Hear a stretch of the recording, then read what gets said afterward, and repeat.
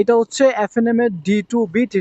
আর বর্তমানে বাংলাদেশে যতগুলো ফগ লাইট আছে বাইকের জন্য আমি মনে করি এটাই বেস্ট। সো এটার সাথে কম্পিট করার মতো হচ্ছে মোটো কেয়ারের ZB1 আছে। তাছাড়াও আমি যেহেতু আগে মোটো কেয়ারের ZB1 ইউজ করেছি, আমার কাছে মনে হচ্ছে যে ওইটা থেকে এটার আলোর যে তীব্রতা ওইটা অনেকটাই বেশি। এটা হচ্ছে এখন লো বিমে আছে। এখন যদি আপনাদেরকে একটু হাই বিমটা দিয়ে দেখাই, এটা হচ্ছে হাই বিম। একদম আপনারা দেখতে পাচ্ছেন দূরের যতগুলো গাড়ি আছে সবগুলো ক্লিয়ার দেখা যাচ্ছে। আর সামনের দিক থেকে যদি একটা গাড়ি আসছে, আমি এখন আপার বিমটা দিচ্ছি না, তাহলে বিপরীত সাইডের গাড়িটার সমস্যা হবে, দ্যাটস ওয়াই। সো আমি এখন আবার আপার বিমটা দিয়ে দেখাচ্ছি আপনাদেরকে। একদম সামনে দেখতে পাচ্ছেন যতগুলো গাড়ি আছে ক্লিয়ার দেখা যাচ্ছে।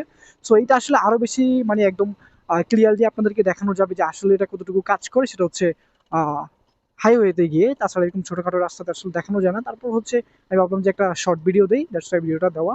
আর আপনাদেরকে যদি আরেকটু ডিটেলস দেখাইতে চাই সেক্ষেত্রে আমি মনে করি ভালো হবে। আমি হচ্ছে আমার যেই কেপিটির স্ট্রোক লাইট আছে স্ট্রোক লাইটটা চালাচ্ছি। আর এই যে এটা হচ্ছে স্ট্রোক লাইটের আলো একদম হাই বিমে। আর এই যে লো বিম, হাই বিম, লো বিম, হাই বিম, লো বিম, হাই বিম। ওকে। আর এখন যদি আমি স্ট্রোক লাইটটা অফ করে এফএনএম এর D2B3 ফগ লাইটটা জ্বালাই, সেক্ষেত্রে আপনি আরো বেশি ক্লিয়ার হবেন। সো স্ট্রোক লাইটটা অফ করে দিলাম, ডান। এটা হচ্ছে এখন লো বিমে আছে এফএনএম এর D2B3।